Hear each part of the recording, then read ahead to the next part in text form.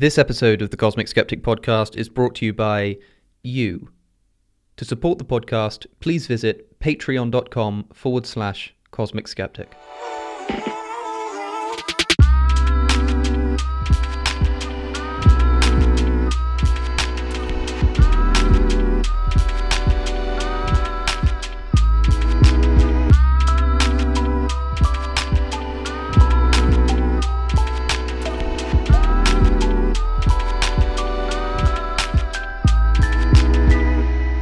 So welcome back to the Cosmic Skeptic podcast, everybody. This is the second time I've tried to record this intro because I messed up the first one. Today I'm joined by Joey Carbstrong, who is a vegan activist.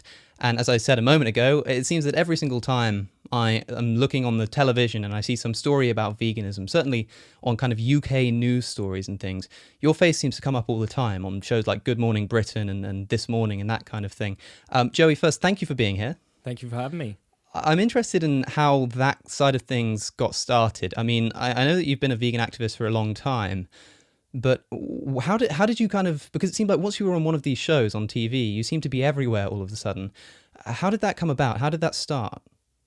In terms of my public vegan advocacy going onto mainstream media, Yeah. that was a very interesting time in my life. I'd come to the UK and planned a tour. But I guess one of the things that had changed was my mentality towards making a difference. I really started to believe in my inner self that, you know, this really is possible. And I started to kind of manifest in my mind what that would look like. So that began the 1st of January, I think it was 2018 now, 1st of January 2018, just as a sort of New Year's resolution, how I'm going to take this to the next level. And kind of a couple of weeks into my tour, I was approached by a lady from the BBC who wanted to do a documentary on the upcoming rise of veganism in the UK. And, you know, she interviewed me and followed us around and made a piece for Victoria, Derbyshire. It aired on Victoria, Derbyshire, and it ended up being a very controversial piece because at that time, some farmers were allegedly receiving death threats from activists, and a farmer was telling her story, a sheep farmer was telling her story. I was speaking in my very candid manner about the abuse that happens to animals, and it was very uncensored, and I do speak very directly. So that, coupled with the controversy with the farmers at the time, was kind of the perfect recipe for this to blow up in the media.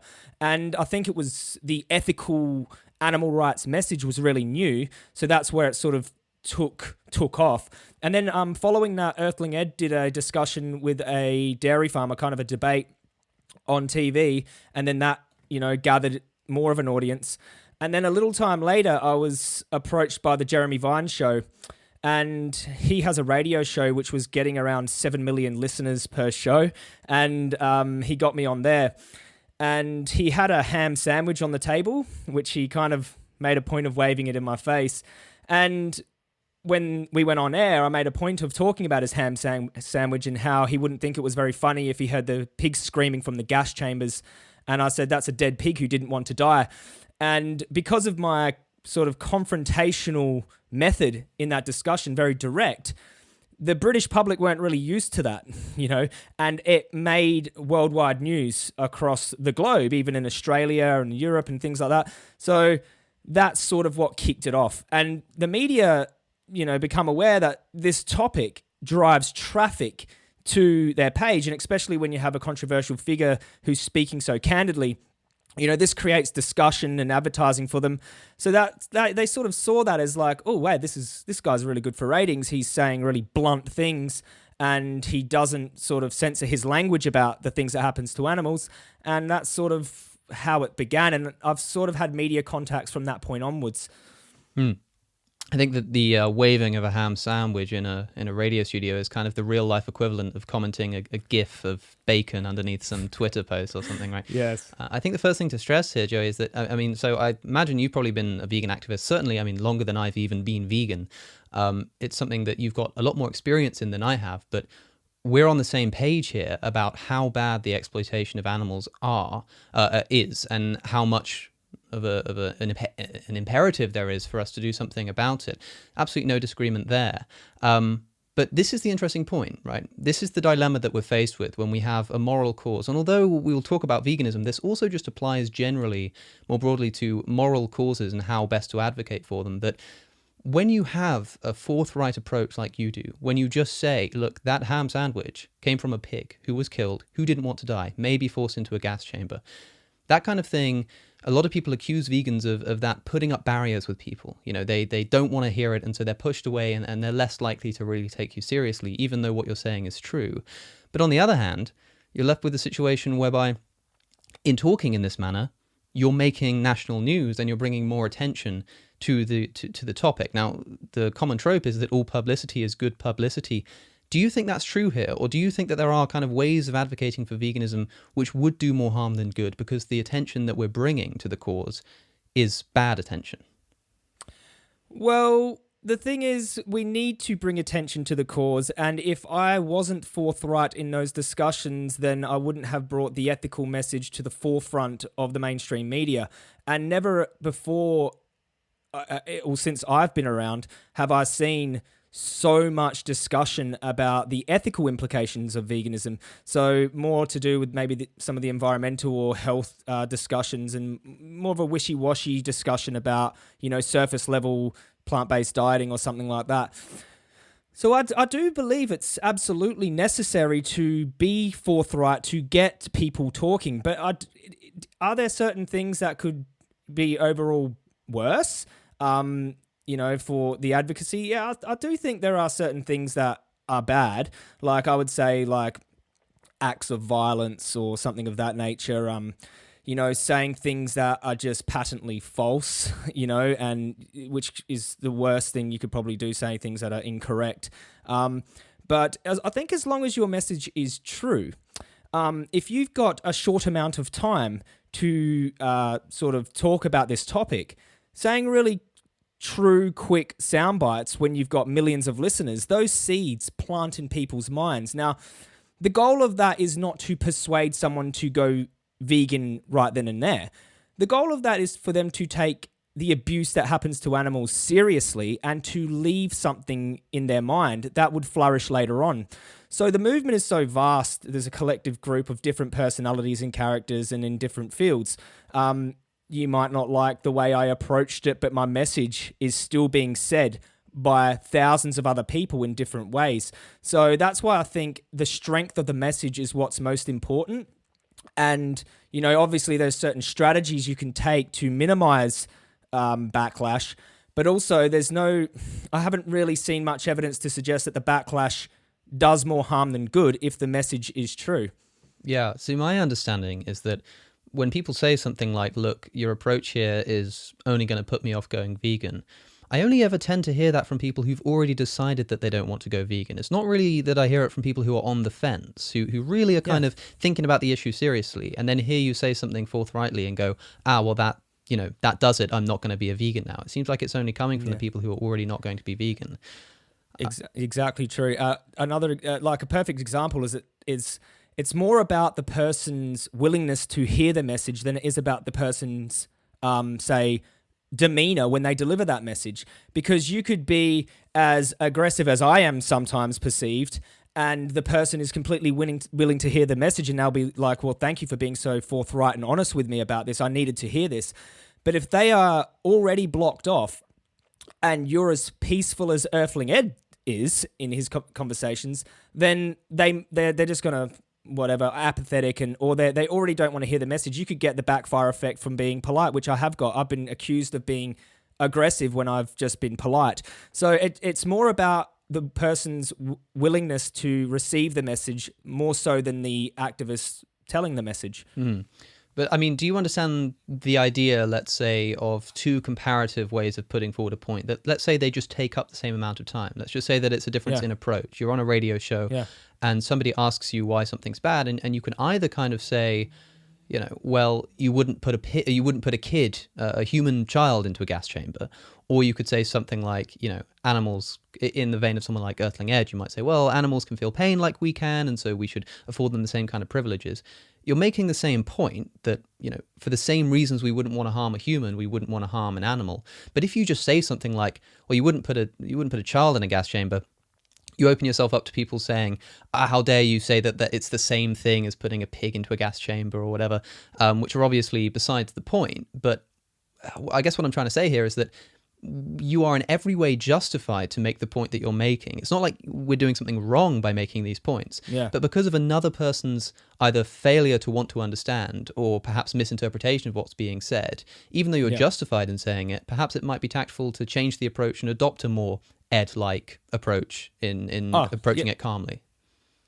Certain situations for sure, but like, if you're saying, well, we wouldn't put a dog in a gas chamber, why we put a pig in the gas chamber? I mean, that there's a little bit easier for people to grasp. I understand what you're saying. Got to meet people where they're at, and you know, if you're saying something like, oh, some vegan activists might say, oh, dairy farmers are rapists. Now, if you're going to make, you know, that claim against the dairy farmer without logically leading someone to the reason why, then obviously people are going to say, well, they're just accusing a dairy farmer of being a rapist without any evidence. But if you were to say, you know, what happens to cows, if that were a human woman, that would be considered rape, and that you're doing this to a cow without their consent, and cows can't conceptualize consent, and they're being, you know, abused sexually here, that's why it's rape. That's a lot different to saying, say, a dairy farmer is a rapist. So I understand, you know, what you're saying there. There's definitely ways you can strategize your message.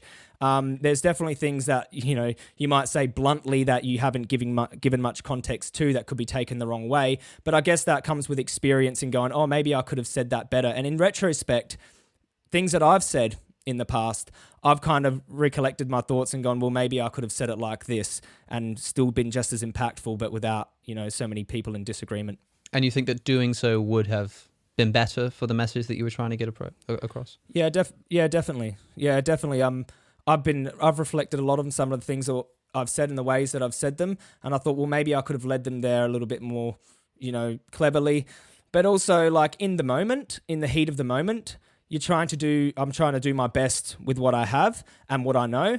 And yeah, and sometimes it works out amazingly, and sometimes there are things, obviously, that could have gone better.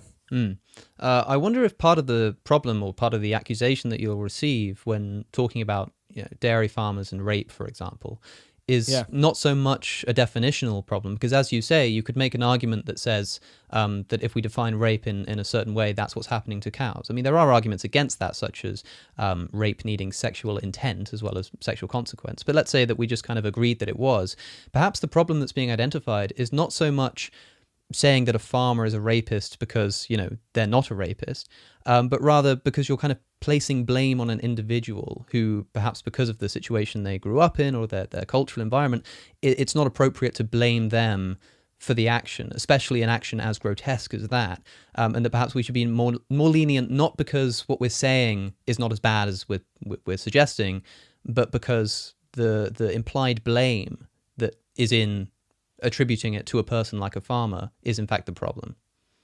Yeah, well, this is the thing. This is the balancing act we're trying to sort of do here. It's like we're trying to speak for the animals from their perspective here. Right. And we're trying to not just place blame on the dairy farmer for committing this act of, you know, sexual abuse to this animal, but also the consumer's responsibility factor in that. So a good activist or advocate would be like, well, you're not sort of dismissed from blame here either. It's the system which you're in support of is the reason this dairy farmer is providing this product.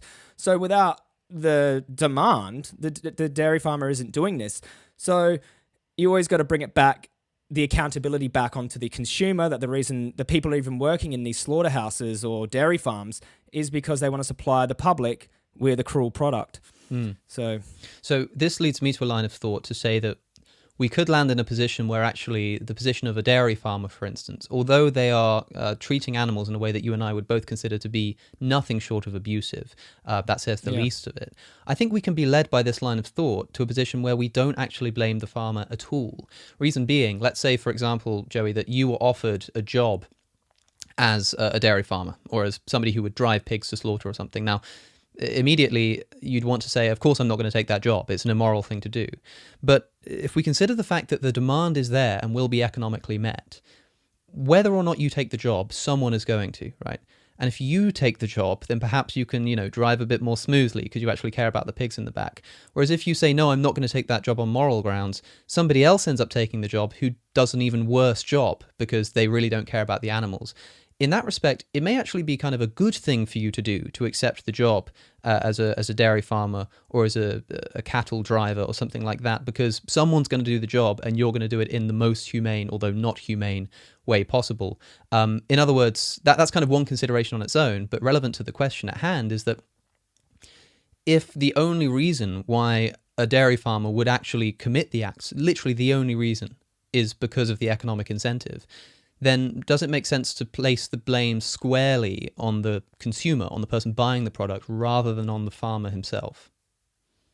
I try to do a bit of both, but as an advocate trying to persuade people to change, I'm more so doing it on the consumer.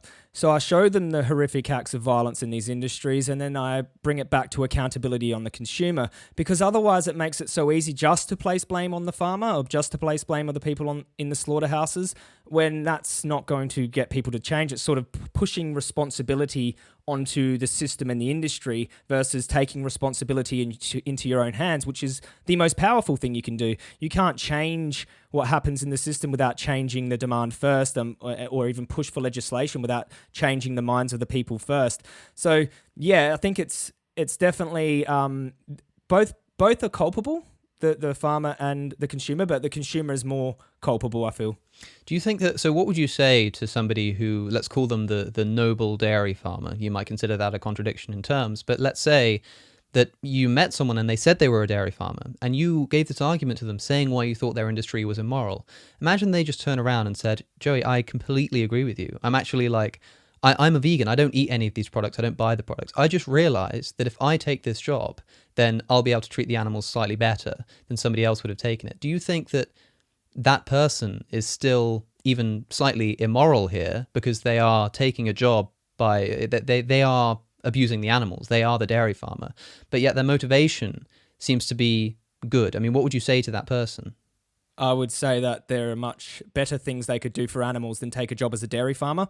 I understand what you're saying there, but they are still forcibly impregnating the cows if they're producing dairy and taking the calves away and then doing something with the males and then sending that cow off to slaughter when their production declines. So they're still part of a very sinister industry, whether or not they're mitigating some of the pain and suffering and using that as a justification to work in a dairy farm. I would say what you could do if you wanted to take a job in the dairy farm is investigate the dairy farm and then bring forward footage to help abolish the dairy farm and the industry and the practices. And activists do that. They take jobs in slaughterhouses. They take jobs on the kill floor, in packing bays where they're throwing chickens into transport boxes. They're filming all of this while they're doing it, and they're taking the job there.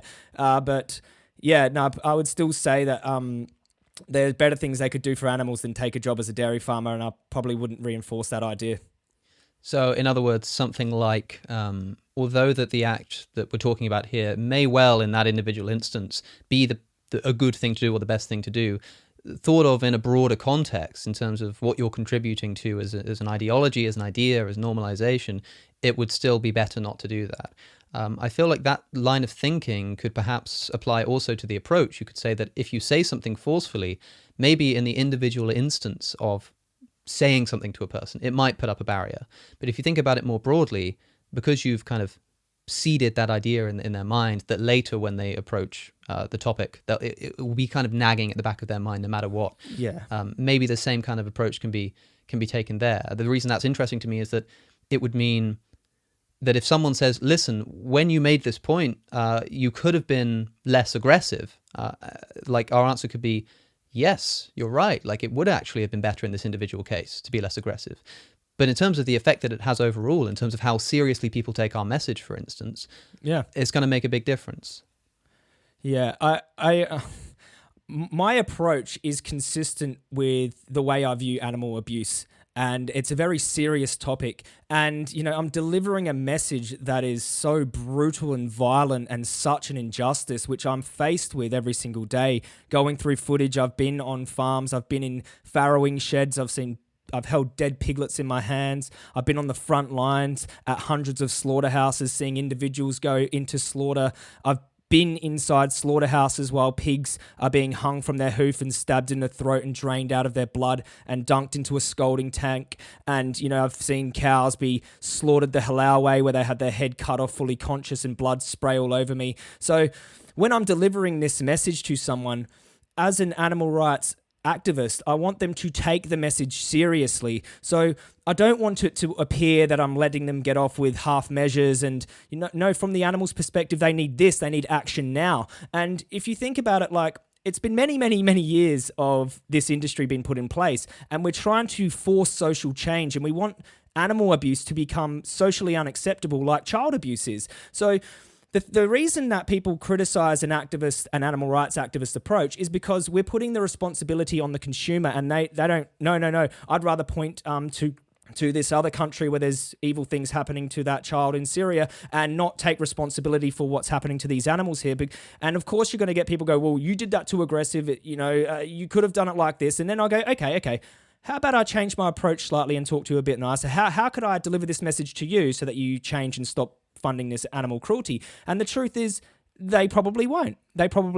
Some do. Some hear my message, they get the backfire effect, and then they find some more moderate activist. But that seed that I planted stays with them, whether they get turned off or not. If the message is true and they do really feel a sense of outrage by that message because of its truth, and they really do reflect, and that pushes them away slightly, once their emotions subside, okay, and they calm down, and the way I made them feel sort of soften slightly, all they're left with is that message and that reflection. And this is how this phenomena of change starts to happen. It's not always you persuaded them in that one conversation. You plant the seed that leads them forward. And that's the beauty of having such a wide range of different activists, because you, Alex, can influence so many in the philosophical arena, and I might influence more of the working class people who like to be told straight, and and Ed influences people in his own way, and he's very successful at that. But I think being authentic to yourself is very important. Like, be authentic. Like, if this angers you, then show a little bit of passion, not to the point where you're throwing things at people and things like that, but show a bit of passion. This is a passionate topic, and be true to who you are when you're speaking for these animals. And I feel like we baby people a little too much. I feel like this is a message you need to hear. I'm predominantly speaking to adults, and you need to be direct with these adults and say, look, listen, if you're against animal cruelty, so find that out first. You're against animal cruelty, or are you completely apathetic to it? If you're against animal cruelty, then stop paying for it 3 times a day, and that's basically as simple as it is. I mean, I've always considered it quite patronizing to kind of tailor your language to the person you're speaking to. It's like, don't worry, no, I'm not going to be too harsh on you. I'm not going to tell you how things are. I'm going to give you a nice, happy message, and we'll talk about it. It's like, I feel like I'm being condescending to the person if I don't tell them what I actually think.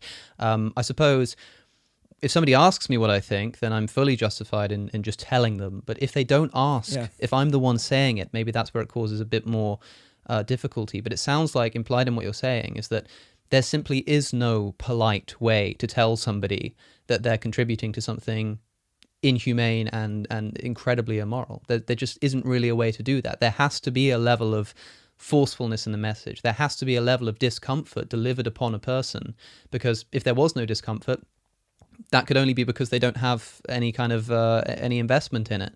And so by the nature of trying to make people change, you have to make them feel uncomfortable. But there are multiple ways of making people feel uncomfortable. This is what I want to talk about here, is that there's making people uncomfortable in terms of having a forceful message that seems extreme in terms of the rhetoric, like animals are dying, animals are being killed. Now, we've just spoken about that, and we're on the same terms here. We agree that that's totally justified. But there's a different way that vegans can come across as extreme, which is in the kind of circumstantial approaches. So, for instance, saying that there are never any exceptions. Nobody should be able to eat animal products. For instance, one of the most common that comes up, since you mentioned being working class a moment ago, is the idea that veganism is somehow a middle class thing, or something that only rich people can partake in, and it's kind of harmful to the working class. Now, I'm from a working class background myself. I don't agree that it is harmful, but let's just say, in a hypothetical world, let's imagine that there is some society or some city in the world where it genuinely is more expensive to be a vegan, for whatever reason it may be.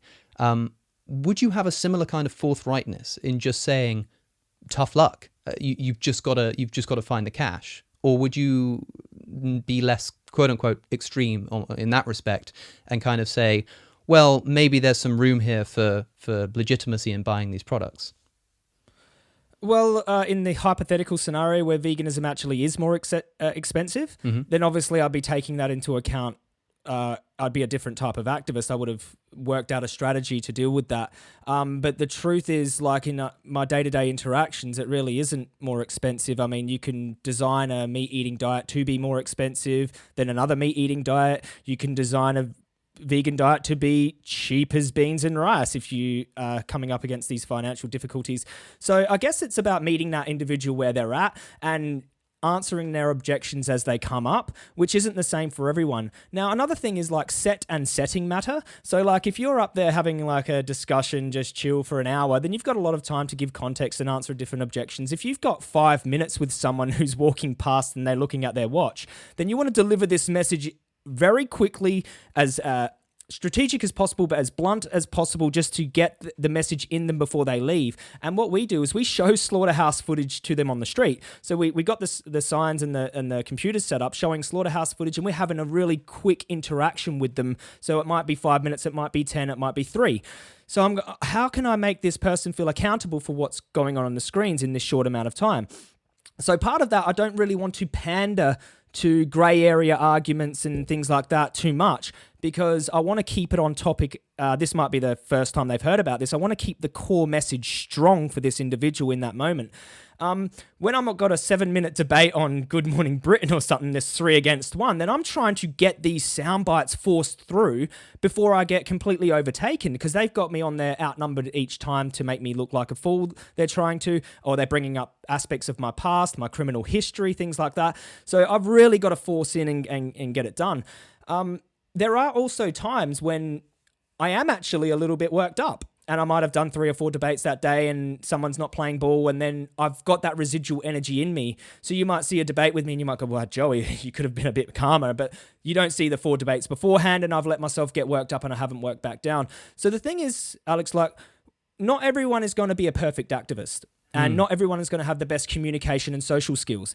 But what you need to focus on is that message is strong, okay, for everyone. So you don't have to look at, oh my God, look at this activist. How does he do that? He's so amazing. How does he articulate himself so well?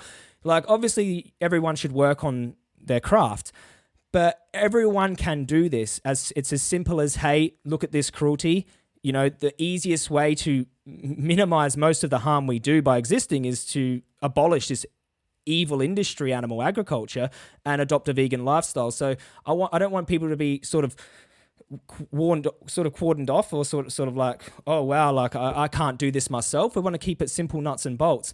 But sort of when you get to my level and you're exposed to lots of people, you go, wow, well, I definitely probably could have done that better. And I look back in retrospect, and there's certain things or certain attitudes that I've taken that kind of are reflected and gone, well, maybe I could have gave them a bit more leeway there. But it's a difficult task when, you know, you're faced with so much opposition, and you can come across defensive at times because you've just heard the same argument in your comment section for the last, 3 or 4 weeks, and then someone innocently asks you a question and you might come across a little bit defensive. These are things I'm always trying to work out and become conscious of. And so the point is, again, Alex, I'm not a perfect activist, and there are always things I could improve on, but you don't have to be a perfect activist to speak for the animals. I think that's about right. Trivially, different approaches work for different people, and it's good to have all of them available. And I don't think we should expect individual activists to have each shade within themselves, but rather for each individual activist to represent one of those shades. So you have one person who can do the aggressive, forthright message. You have the activist who can do the calm, relaxed conversation. You have the activist who can do the philosophy, rather than expecting all 3 of them to be able to do all 3, because they'll do each of them less effectively. This is the problem. People conflating the message of animal rights, because it's not even really a message of veganism, because of the connotations with the word veganism. It makes it a bit of an unfortunate term to use. People think of a diet, people think of environmentalism or something. The message is one of animal rights, and people are mixing up the message of animal rights with vegans, with the people. I'm interested. I don't know if you'll agree with me here, but I feel like veganism, certainly when it's called by that name, has a terrible public image. And I wonder why you think that might be the case. If you think it's the case, why it's the case, and what we can do to change that, whether it might be worth moving away from the term, because like myself, you won't really see the word vegan anywhere on my social media, for instance. I prefer to call myself an animal rights advocate or something like that, just to avoid the negative connotations of the word vegan. What's your take on all this? I mean, I've had discussions with people before about this, and they've said, well, people are more likely to change if they don't hear the word vegan. If you just ask them to reduce and things like that, the word vegan has too many negative connotations and it's confusing and people don't know, or it might stir up some emotion, or they might just think of a plate and lettuce and that's all they get to eat, and they might have all these stereotypes about a vegan that stop them from changing. But I think that more stems from the message of what a vegan actually is being sort of muddied. Muddied, like as in, veganism's about the environment. It's about, who can be the healthiest. It's, a vegan is, they don't have the right idea about what a vegan actually is. And I think with education and, because it's still basically, it's very early stages for this publicly, like in the media, and it's picking up. It really is picking up. And of course, there's going to be a lot of pushback at the start from this word vegan.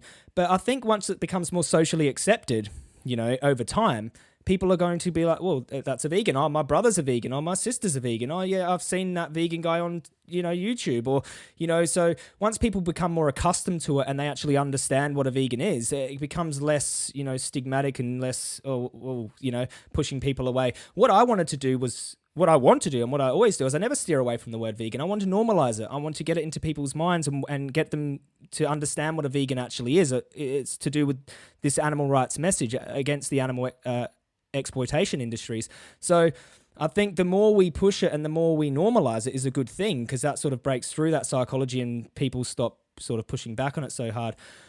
I know you can explain the message though without using the word vegan.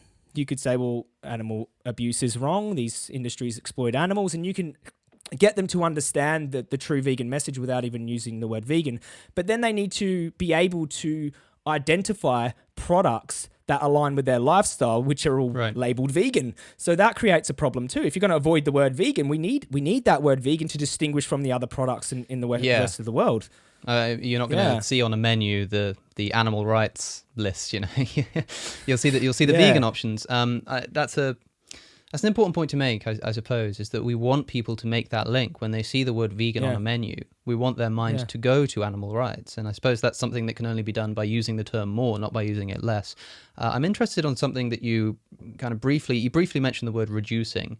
Do you think, Joey, that we should congratulate vegetarians? Let's say somebody who has made that step from being a total carnivore, and although, whether or not this is strictly true, they say something like, look, this is the most I can do at the moment, and I'm trying my best. Now, I hear a lot of vegans wanting to say something like, look, that's not really enough. You're still abusing cows, you're still abusing, right? But is there some room to at least, for 5 minutes, just kind of say, listen, you've done a good thing. Congratulations. We're proud of you. Or do you think we need to stay hard on the message and say, yeah, keep going. You'll get there eventually. What do you think is the best approach here?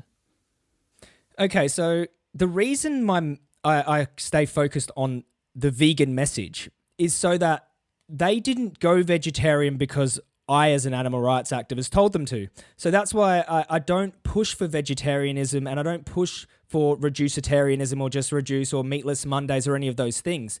Now, the byproduct of me pushing the vegan message is that people who are going to reduce will just reduce. But not because I told them to, and that won't be where they stay if they're willing to progress. And people that go vegetarian because I told them to go vegan, it's not because I told them to go vegetarian, and that may not be where they stay because I gave them the true message. So I think the message is most important now. Now, if you've told someone to go vegan, say in your family and friends or someone close to you, and they go, Joey, I made the step to vegetarian. I know that you've given me this vegan message, but I've made this step. Then you go, great step. But this is where you need to head, because being vegan is the least you can do. And being a vegan activist is when you're starting to really make a better impact and undo the wrongs of your past, which is what really fuels my activism. I want to undo a lot of the wrongs of my past and sort of create a bigger impact. But being vegan is like the bare minimum, So if vegetarianism as a concept or as a lifestyle didn't exist, we wouldn't have these sort of blockades to people being vegan. So I guess we shouldn't advocate for vegetarianism, but if you've given someone the vegan message and they make that first step, many people make that step before they completely go vegan and they go, well, now it's just eggs and dairy, I can kick those. But I still would push them. And say, hey, great first step, but you know what happens in the dairy and egg industries. I mean, in the leather industry, and 50% of the beef comes from murdered dairy cows in the UK. I mean, these are still fueling the same industries you claim to be against. If you've made the step to vegetarian because you care about animals, then it only makes sense that you get rid of these other products. So I've had farmers come up to me, like animal farmers come up to me at debates, and they've come and said, Joey, I watch all your content. I want to say that, I like the way that you debate, and I've reduced my consumption because of those videos.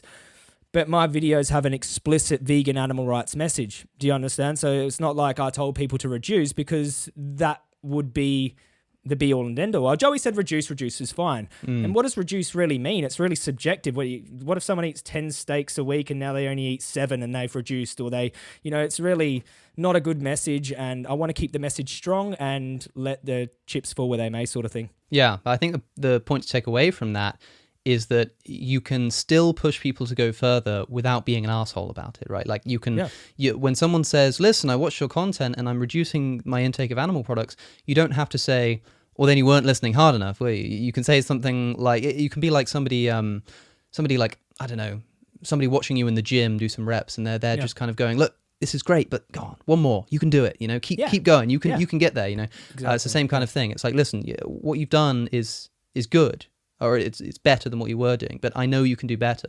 Many people see the response of saying, look, there's more to go, as somewhat insulting, because you're kind of disregarding the person's progress. But I see it as quite a respectful thing to do, because you're implying, like, you can do better than this. I believe in you. I know that you can take this further. That's the way that I view this kind of thing. But again, maybe it's important that we use our language carefully when we're dealing with an individual person. What I want to kind of push the question forward, because the comparison we're making here is between vegetarianism and veganism, but the same question can be asked, should we congratulate vegans, right? Because as you say, being vegan, which is of course just the minimization of suffering to the highest extent practicable, is the most you can do, the least you can do, right? It's like, it's a moral obligation, it's a baseline. It's not like some extra virtuous act. It's something that we think that people should have to do, right? Now, does that mean that when someone goes vegan, we shouldn't be congratulating them, saying, well done, this is great, and we should instead be saying something like, well, yeah, it's about time? Like, if somebody were to quit any other immorality, we wouldn't have that approach, right? If someone was a domestic abuser and they stopped beating their wife, and we said, hey, great job, it would feel off. We'd want to say, thanks, it's about time you stopped doing that.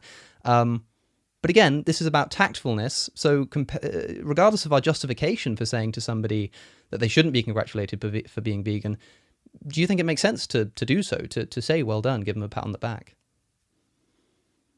Now, in principle, it does seem counterintuitive to say, oh, congratulations, you've stopped supporting the most horrific cruelty of animals on Earth at the baseline. But like, for new vegans who are really new to all of this, and they've just made that first step, I do reinforce that decision. They might look up to me and say, hey, Joey, I've taken that first step. And yeah, I do sometimes congratulate and reinforce that. And it's just the human in me, I want to, and because there's so much violence and so many people apathetic towards it, in a world full of apathetic people who are, sometimes consciously contributing to this animal abuse and commenting bacon, it really does give me like a sense of like happiness to know that there are still good people willing to make this change. And because I've been doing this for a little while now, and 4 or 5 years, and sometimes I get really down in the dumps and depressed, and when I see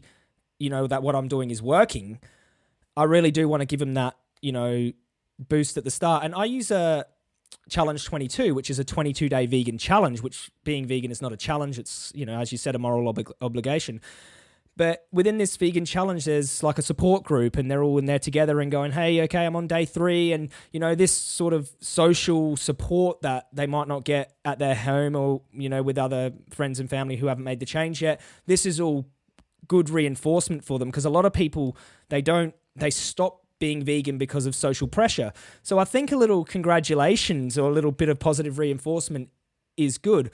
But I don't want people to go vegan because of positive reinforcement or I want them to go vegan for the animals. So what I might say is that, thank you for being vegan for the animals. The animals need all the help they can get. If I ever piss anyone off after I've turned them vegan, I don't want them to go, oh, Joey turned me vegan and now he pissed me off and now I'm going back.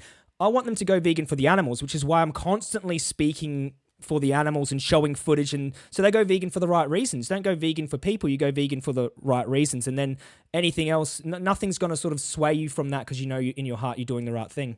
And what in your experience has been, by and large, the most effective of the arguments that you give? Like, if you kind of pick one that had to be your headline argument that you were known for, that you had to say in the 2 minutes afforded to you or whatever, which argument is the best way for an audience that's never considered it, let's say, for just a fresh meat-eating audience? What is the in for them? Well, I think finding common ground is really good, because most people, abhor animal abuse and animal cruelty. So when someone sees a post of, that's happening in, say, Yulin, China, where they're abusing a dog and killing them for food, and there's those angry comments in the comments section, then that's a natural human reaction to seeing something unjust. And, so I always try to say, hey, you're against animal cruelty, right? Most good people are. But when you pay for these products, you're paying for the worst animal cruelty on earth. So wouldn't it just be more consistent, with your moral belief towards animals that, you sort of abstain from that? So I guess that there is a very powerful thing, finding common ground on their position of animal cruelty and getting them to align their actions with their sort of morals. Yeah, no, but I'm sure you've had this yourself, that when I make these points, I mean, you'll probably have seen not long ago, I use this example a lot, a YouTuber called Brooke Houts, I think is how you pronounce her name. She accidentally uploaded this video of her beating her dog onto YouTube. I don't know if you saw this. And her channel just got destroyed. Everybody just seething hatred towards her. And I remember tweeting, look, it's good that you're upset about this. It really is. But incalculably more suffering was inflicted upon an equally intelligent creature for your breakfast this morning. But the response that I get, especially on somewhere like Twitter, is, oh, come on, look, I am allowed to criticize this one thing, even if I'm not perfect. Let he without sin cast the first stone, this kind of thing. It's kind of like, I don't know, I had responses, people saying, oh, so are you saying that I can't condemn child slavery because I don't give to charity all the time? Come on, like, nobody's perfect. Now, I see that there are differences here. You see that there are differences here. Hopefully my audience can see that there are differences here. But to the person who makes that message, it's just not getting through to them. So, like, how can we respond to that kind of accusation in a way that will make sense to the person who's made that accusation? Alec, I don't know. I'm not sure that it didn't get through to them, because what you said is pointing out an obvious truth, a contradiction. And, just because your response in that moment was one like that, that doesn't mean that it didn't get through to them and sink in. Because later on is when these seeds flourish. Now, just because you're met with opposition for saying something that's true and obvious doesn't mean that just because they weren't persuaded in that moment, that they won't be persuaded in the future. Now, you planted a very powerful seed in them. They reacted with anger for seeing a dog being abused, and so they should. Now, when they go to the supermarket and they pay for bacon, they're paying for magnitudes more cruelty, magnitudes more suffering in, you could even argue, in a more intelligent being, a pig, and they're more intelligent than dogs scientifically, and, they suffer horrible lives of mutilations and covered in their own feces their whole entire life. They never see the light of that day. 90% of pigs in the UK will never see the light of day. They're born in factories, and and then they're slaughtered in a gas chamber. You pointed out an obvious truth. Now, just because the initial backlash was like that, I would say that people who react like that are more likely to change in the future, because they had this response of outrage, like, how dare you point out this obvious hypocrisy in my, my actions versus my morals. Now, how do you know how they are thinking about this 6 months down the track, whether they see something else to do with animal cruelty and they remember what you said in that Twitter post, which is how sort of psychology works. So, yeah, I'm not sure that wasn't effective. And I suppose by the person saying,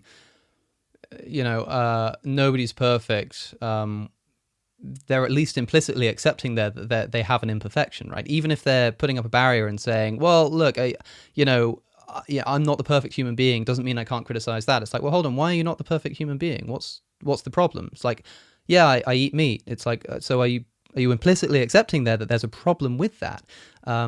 I suppose that might be another way into the conversation. It's a tricky place to navigate somewhere like Twitter, because everything's so quick, everything is so fast and unnuanced that sometimes it's almost not worth making the argument at all. I mean, there are times when I think I could retweet something.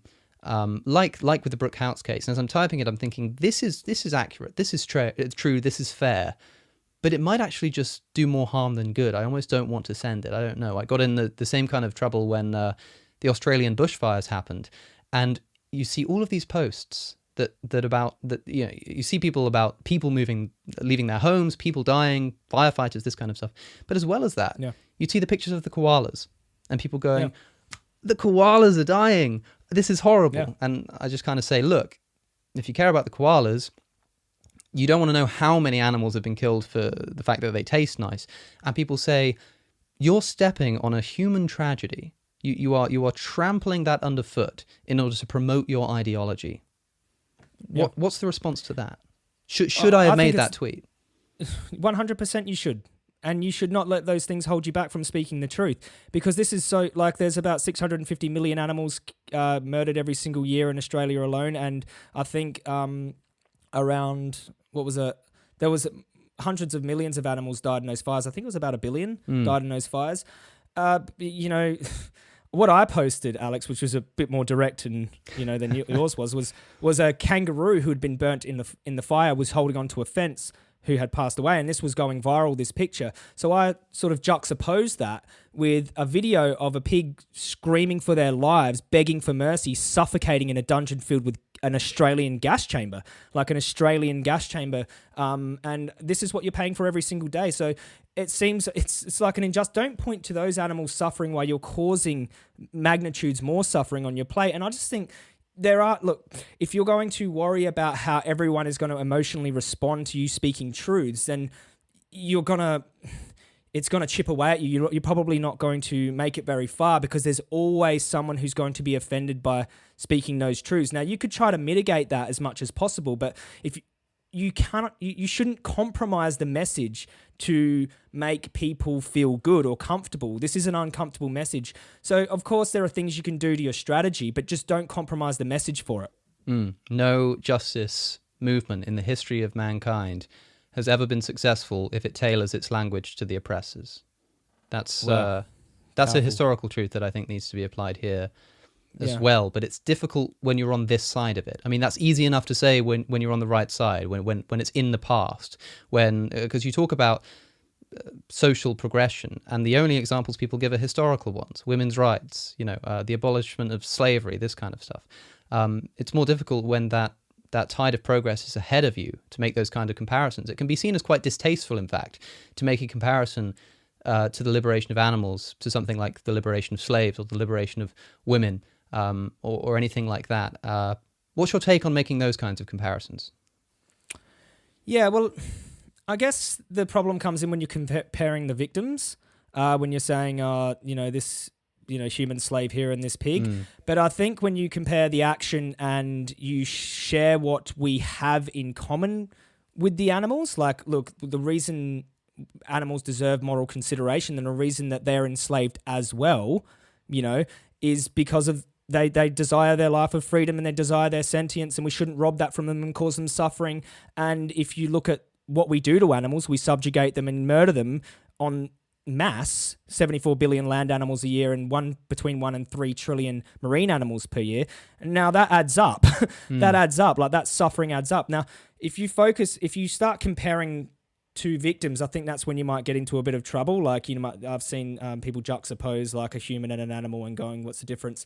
But the action of enslaving a sentient being is what should be focused on, and Right. the action of murdering the sentient being is what should be focused on. Now, if you're saying, like I understand, like saying a human woman is the same as a cow is going to cause some offense, and because we're different in many ways, obviously, intelligence and sentience, arguably, and, complexity of thought, and, people that care about that woman, and, the cow might just be an individual no one sort of knows. But focusing on what we have in common with those animals and what these injustices have in common is a good thing.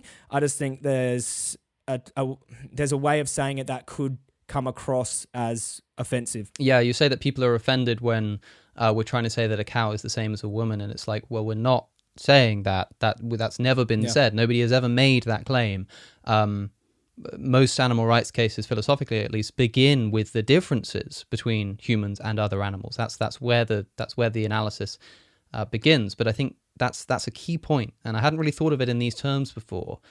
But we compare the action, not the victim. That's the comparison that's being made, right? Because the whole point of making the comparison is saying, if your action can be justified to do this, then let's see what else that action justifies. It's like saying, look, if you have this principle that you're using to justify action X, you should be aware that that could also justify action Y if you applied it to action Y. Of course. And someone then says, are you saying that X and Y are the same? How can you compare X and Y? It's like, that's not what we did. Like these are totally separable events.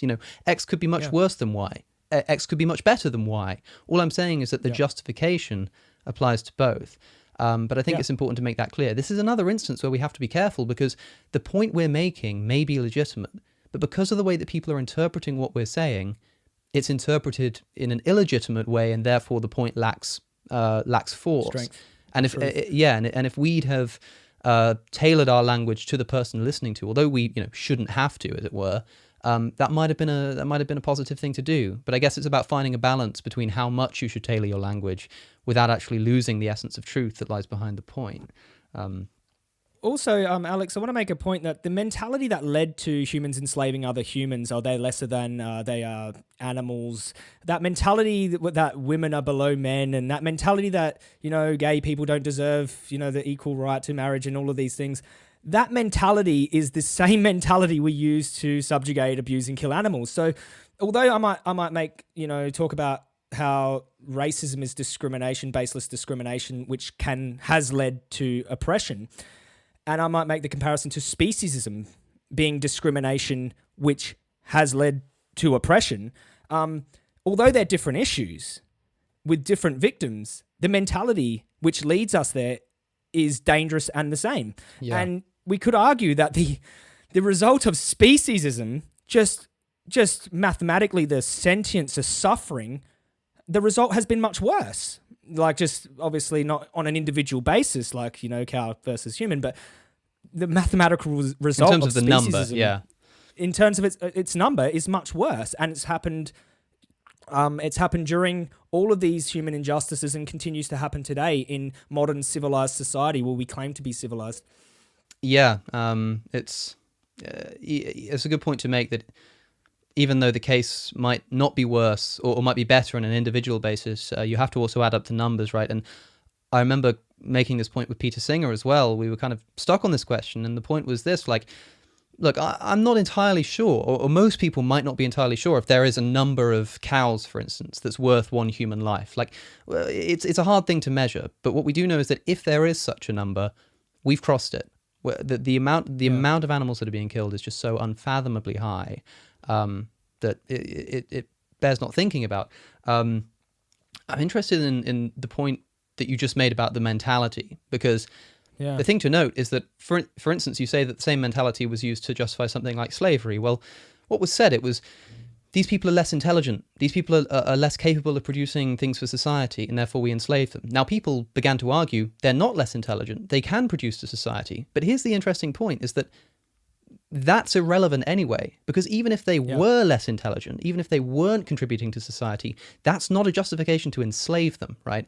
So the mindset is the same, because the comparison you make there, the reason I bring this up is because somebody might say, yeah, but Joey, the same mindset was being used, but it was right to use it with animals and not right to use it with slaves, because slaves are not less intelligent than masters, yet animals are less intelligent than human beings. But the point that we're trying to compare here is, whether the mentality justifies what we're doing to them.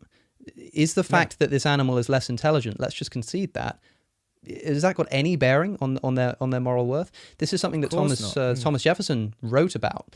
Of course, Thomas Jefferson was a man who owned slaves, but he also wanted to get a clause to abolish slavery into the Declaration of Independence. Kind of in his heart of hearts, he was an abolitionist of a sort, I suppose. But there was this book written about the intellectual and artistic achievements of black people, right? And the idea, it was kind of written in the abolitionist spirit. It was kind of like, look at the contributions that these people are making. And Thomas Jefferson wrote a review of the book and said, look, this is great. I love to see this. I love the fact that you're showing that these people are just as intelligent as we are, and they can contribute just as much as we do, but it's got nothing to do with their rights. If this is supposed to be a piece of abolitionist literature, then you're missing the point, because who cares, right? He says, because Isaac Newton was more intelligent than, a serf, doesn't mean that he's master of the serf or has more rights or is lord of the serf or whatever. Yeah. The issue of morality needs to be the same there. I think that's a good takeaway from what you've said. Yeah. It's like the more vulnerable how does it go? The more vulnerable the victim, the greater the crime. Like, animals don't have these defenses from us, and we do have a higher complex intelligence, but we're using that to subjugate vulnerable beings. Now, you could use the marginal case argument, where there are marginal case human beings, intellectually challenged or disabled, and, small children. But we wouldn't deny them of their rights because of those disabilities or because of, their lack of intelligence and their vulnerability. But we do use that to justify, attacking these animals or breeding these animals and, taking away their right to life. And when we talk about rights, and the people will use this, they'll say, animals can't contribute to society, but there are obviously those marginal case human beings that can't contribute to society as well. That doesn't mean that we can't give them like basic moral consideration to like the right to life and not to be turned into jackets and food when we have, alternatives.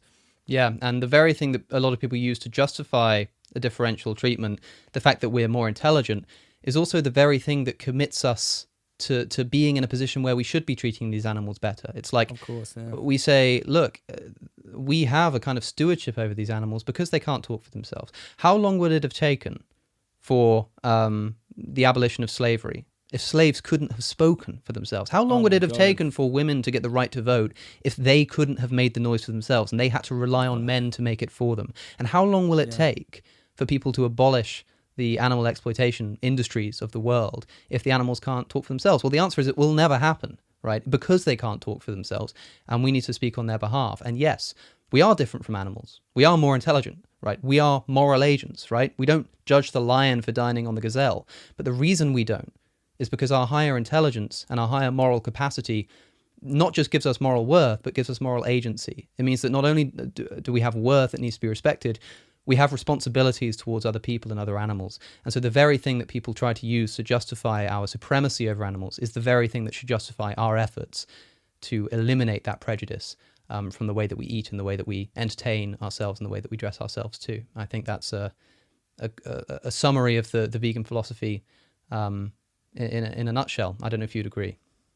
Oh, that was very beautifully said, Alex. Amazingly said. And, people might look at activists and go, well, why do they get in my face? Or, why are they forcing their opinion on me? And it's exactly for that reason that animals cannot speak for themselves. So how are they ever going to liberate themselves from their suffering? And if you put yourself in the animal's position, as hard as that might be, being a human being of superior intelligence and all of these things, if you just try to empathize with them for one moment, or put someone you care about or even a companion animal that you care about in their position for 1 minute, you'll see exactly why we speak so forcefully about this topic. And, sometimes you can be very let down as an activist because you see the good in people, but then you also see the apathy and you see a lot of people who don't care, basically don't care, or who go as far as to attack vegans and activists for speaking up about this topic. So it can, weigh on you a lot, and then the animal suffering comes into it too. But putting yourself in the animal's position as an activist is really powerful to get through some of the, backlash that you receive. And did I say that right? Or if you always focus on the people you're saying it to, obviously there's some strategy that needs to come into play. But I try to give a balance between thinking through the animal's perspective, speaking from the animal's perspective. Like, what would they say if they wanted to express their suffering right now to this person who is causing their suffering? And that's where it comes from. You know, when people say, I don't care, I say, well, what if someone said they don't care if you're being subjugated and chucked into a gas chamber? You know, how would you think that would be the right thing to say? Like, to say you don't care in the face of such a horrific injustice does not then make it okay. So, it's always this balancing act of trying to get people to put themselves in the animal's position, as hard as that may be, and speaking from the animal's perspective, as, you know, hard as that may feel as well. Yeah, it's like when we make the case for being empathetic with animals and putting ourselves in their situation, it's not just kind of imagine yourself in that cage, right? It's like imagine being the animal in that cage. So it's not like you're in the cage and you know what's going on. It's like you're in a cage, you don't know why you're there, you don't know what's happening for you, you don't know the justification. And I also think like it's good to remember that we are speaking on behalf of animals. We're not doing it for our own sake, to put it that way, because when somebody accuses us of kind of saying, listen, your message is a bit extreme here, I think if you toned it down, you'd be more effective. It's like, look, we're just trying to be channels for the animals here, right? So imagine if the animals were speaking, imagine if they could speak for themselves, and this mother cow said, why are you taking my child away from me? Why are you causing this suffering? Why are you putting a knife to my throat? Jesus Christ, this is horrendous, this is abhorrent. And imagine the person kind of says, look, I get what you're saying, I'm with you, but like you're just being a bit extreme here. Like if you just kind of toned it down a little bit, maybe I'd have more empathy for you. It's like, of course they're going to have a message that's forceful because they're in that position. And when you remember that we're trying to speak on their behalf, the extremity of our discourse will only ever be reflective of the extremity of what's being done to the animals. Yes. And like I said, it's a tight sort of line you're trying to balance here with, you know, speaking truthfully for the animals, trying to do the animals justice in that moment, and then trying to be strategic so that it lands on the person. But like I said before, like when you said you made that Twitter post and you didn't know whether or not that was the right thing to say because you got a bit of backlash, the message was strong. You analysed it. It was true. And these are the things we need to focus on as activists. And the rest comes with experience and, you know, your set and setting and the individual you're speaking to. But like I said, nuts and bolts for anyone listening who wants to go out and speak, get that message strong. Speak from the animal's position, okay? Get the other person to empathize with the animal's position. Get them to take the message seriously. Like, my approach is consistent with my stance against animal abuse, you know? So when I'm coming out strong and I'm speaking strong, and that's because I've put myself in that situation that the animals have been through. I've stood out the front of those gas chambers for a whole day listening to those screams and those chambers go down and hearing those infant, 6-month-old animals, you know, beg for mercy. So I've put myself in these positions for years now. So and it has made me become a better, more forceful speaker. But also I've felt that backlash times 1,000, you know, every single day. I felt that backlash. So I have to keep reminding myself of why I'm doing this. And I see these seeds starting to sprout every single week. I get messages upon messages, dozens of messages every single week from people that are not only changing, but turning into an activist themselves. So they're not just taking the neutral position, which is, you know, a non-action to be vegan. You're just not committing these atrocities through your lifestyle, but to actually take pro-action and become voices for the animals too, because of the strength of that message. Now, a surface level diluted message might not compel someone to even go vegetarian. It might just get them to do a meatless Mondays, you know, for a month and that's it. But the strength of that message is what turns not only people vegan, but voices for the animals. Well, Joey, I think it's a fine job that you are doing, and I hope that people listening, if they weren't familiar with you before, with you before, are now, and if they were and they had reservations about your approach, can at the very least understand why the approach you take is the one that you take, even if they still don't agree with it. I think this is a good place to wrap up the conversation. So, Joey, thanks for coming on the podcast. I know that people have heard me speak a lot about veganism recently, and I suppose they'd better get used to it, if I can be so bold.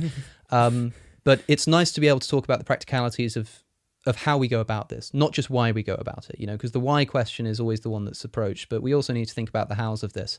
And listeners will have got the essence of our points of why we do this in this conversation, but also now they can hopefully understand the how. So yeah, Joey, thanks for coming on.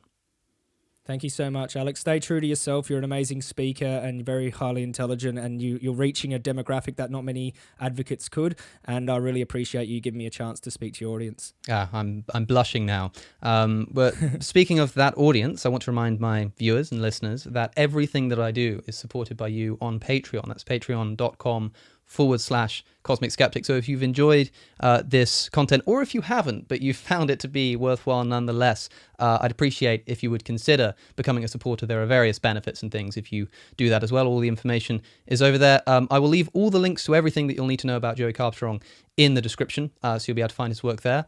But with that said, I have, as always, been Alex O'Connor, and today I've been in conversation with Joey Carbstrong.